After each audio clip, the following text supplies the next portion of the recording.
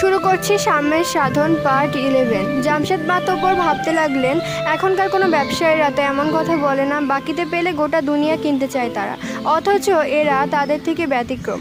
সাধনের কথা শুনে তিনি খুবই খুশি হলেন। জীবনভর তিনি এমন মানুষই খুঁজছিলেন, যিনি পৃথিবীর চিন্তায় মৃত্যুকে ভুলে থাকবে না, বরং মৃত্যুর চিন্তায় পৃথিবীকে ভুলে থাকবে। সাধন আর সাম্যকে দেখে তার স্বপ্ন যেন পূরণ হলো। তিনি সাধনের কাঁধে হাত রেখে বললেন, তোমার জন্য এবারের দরজা সবসময় খোলা, যখন প্রয়োজন চলে আসবে। আর এই গোলাতে যত ধান দেখতে পাচ্ছ, সব ধান তোমাদের জন্য রেখে দিলাম। তোমরা অল্প অল্প করে টাকা পরিশোধ করে সব ধান নিয়ে যেও। আল্লাহ তোমাদের মঙ্গল করুন। সকালে বৃষ্টির পর সূর্য উঠেছে, মেঘমুক্ত আকাশ, আজ রোদের তেজটা একটু বেশি। সাম্য বসে আছে একটি গুদাম ঘরে, ধানের গুদাম।